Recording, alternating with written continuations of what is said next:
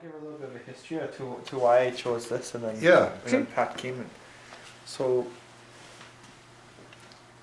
as a Métis, I was curious to know about my history, my family's history. So, as I went back, I was looking through mostly the artwork. So, our Métis art when it comes to Sash and different designs and so forth.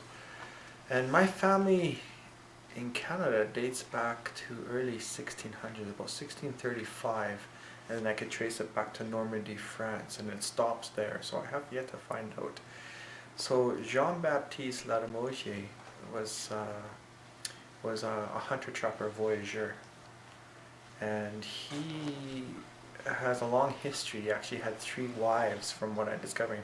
2 native wives, most likely they were sisters, and then he had another wife named Mary Anne Gobori, I believe. Jean-Baptiste made about a 6 to 8 month trip across the prairies to go see Lord Selkirk, and this is where he met his wife. And then they got married and they moved out west. Okay, so the two French Canadians, they all moved out west, and she was the first white woman to be introduced to native people in Manitoba. And from what the story tells, there was a lot of curiosity from the native men to see what this white woman would look like. So you can just imagine how jealous possibly those native women would have got, because it's something very new and very exotic to these people. So she gave also birth to a girl and boy out in the prairies too, in Manitoba and also in Alberta. His nickname was called La Prairie because he was born on the prairie. So and then the family lineage goes from there. So as I was researching through Jean-Baptiste Lagimodiere's profile, I guess, I came across a sash that was associated with him back in that time. And this sash is actually held at the Manitoba Museum right now, I believe in Winnipeg. And I got thinking, I want to set myself apart from a lot of these other commercial sashes that the Hudson Bay wound up developing. Because prior to that, these sashes were different colors.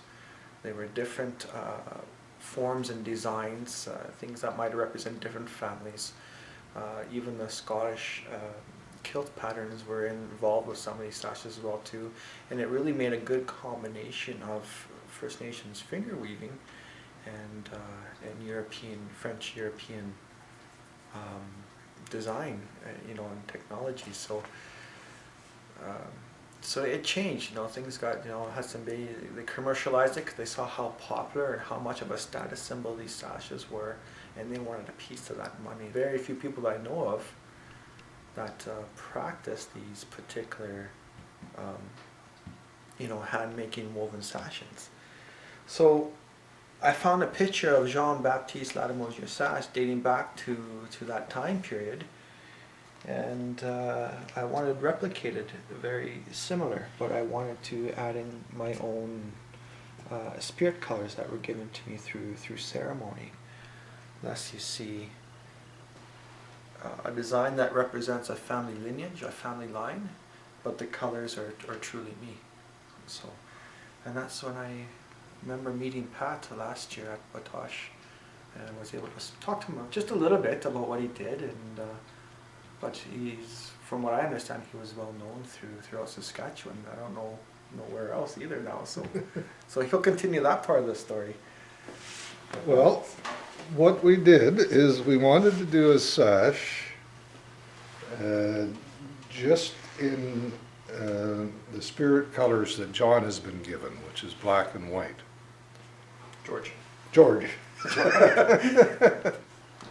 So we wanted to do a sash in black and white, but we also wanted to be inspired by his ancestors' sash from the late 1700s, early 1800s.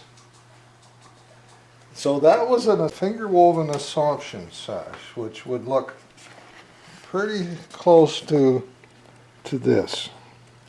The colors were a little bit organized a little bit different, but in terms of the pattern and the colors used, it was very close to this. And as George mentioned, the Hudson Bay Company eventually got into making sashes not finger woven as the traditional sashes were, but they were woven with different weaving techniques. They were woven on a loom pretty similar to the kind of loom I use. So because we wanted to stick with working with just black and white, what I ended up doing was taking the colors in the sash of John's ancestor, which were George. I've got John in my head here today for some reason. Taking those colors, which were red and green and yellow and blue and white, taking them and trying to translate them into black and white. And George and I, when we got together, decided not to use just black and white, but also to use grays, which are a combination of black and white, so that we'd have a little bit more variety to work with in terms of doing his sash. And it worked very well, right? So Yeah, and and I ended up with it just going sort of a single thing up to the center and back out again. And do you remember how we were talking about shading from one color to the next as we went along? Yeah. Well, I tried that out in a sash, in part of a sash, since we last got together here. So I tried that, doing that shading in there. Interesting. And to see if we wanted to use it in this one. And I decided no, we didn't want to. We wanted to stick with the very sharp division line from one color to the next. The sash will have more movement to it if you keep the sort of sharp transitions from one color to the next color to the next color. So the inspiration with the sash itself too, not only does it have that historical history, that family history involved, but I'm going to be the first one in my family to graduate with a university degree, ever. As far as I can know, no one has done it before myself. So, so I wanted something to mark that as well, to represent. You know, as Métis, we've come a long way since those days of road allowance and poverty, and knowing the stories of my father that he went through. So this becomes an overall symbol and hopefully inspiration to other Métis people to, you know, go out and discover your uniqueness of who you are as a Métis person. Get that unique sash made for yourself and your families to come, you know, ahead of you. We've been so commercialized as well, and long, you know, same with you know, First Nations people too, our ancestors there. They've been so commercialized for so long, we're losing that unique identity that tells us who we are as people. So that's one inspiration, was because I'm graduating and this is what I wanted to show. But like the wampum belt, you know, in Iroquois culture, it records history, but it also is going to tell future history, and this is going to be passed down to my son. And I can't wait, and hopefully future children too, you know. So that's the whole idea. There's more than just to get a sash made here. There's a legacy to build and rebuild and continue. So, Pat, do you have a certain teaching behind how to tie the sash? No, I do it just like you do. Because I've been given a few different teachings. If you were to ride a horse, I can't remember, a guy named Richard was telling me this, and I noticed his sash was tied different than everyone else. And if you're a horse rider, a hunter of some sort, you'd have it tied a certain way on the side where you could just flip it off without fooling with it, and then drop it and mark your bison kill with it. That was the teaching he was given. That's how he wears his sash all the time.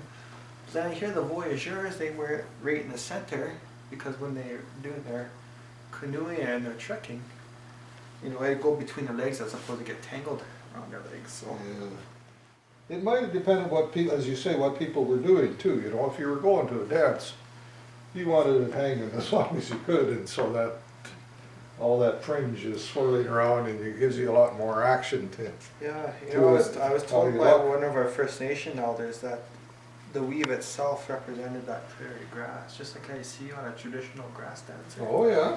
That was one teaching I was given as well too, and it represented that grass or the, you know, the shawl off a traditional woman's dance too. So the mix of the cultures are both, you know, in that sash and finger weaving technique. So Let's see, this width is 6.5 inches, eh? That one of yours is 7.5.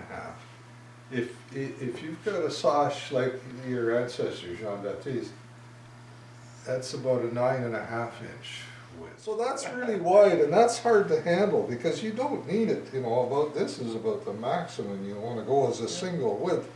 So I think those were so wide in that they used it as a built-in pocket. So I think they often folded them. they did. And then put it on. And so you had that pocket there. Wherever I went, I lost it. So you had that pocket built in. Designed for a different purpose, weren't they? Yeah. Even to the point, you know, if they're trekking across with their Red River cars, they're kind of used as shag and nappy too if they didn't have any Sure. rawhide, right? Yeah. So that's a rawhide tether Yeah. to use to tie the wheels together if they fell apart. Yeah. But then there were some that were used for decoration to show, you know, a little bit of a social status hierarchy in society as well too. But Pat, this is unbelievable. This looks fantastic. Yeah. So well, I hope it worked out. Yeah, no, I'm very happy with it. It feels like me already too. You know, that's the thing. So Yeah. I don't know how you captured that you made it feel like me, because I didn't leave anything here, nor hair here or anything for you to use. No. And you know, the teaching that was given to me when I had these colors is that black represents that void. So the question is, what is the void and how do you get there? And usually it comes to anyone who asks a question about anything falls into that void to find those answers. The white then becomes the magnetism of that void. So either clarity on the question that was asked or something that's going to come to you later in the future. So the power of the void, which people are afraid of at times, right? Because there's darkness you can't see in there. But for me it's very comfortable. And the symbol of that magnetism, white representing magnetism. Well, it was interesting that both you and I had the idea that working with just black and white rather than 4 or 5 or 6 colors, as I usually do, would be easier rather than harder. Yeah. But turns out it's a much harder situation to work with when you have just the 2 colors.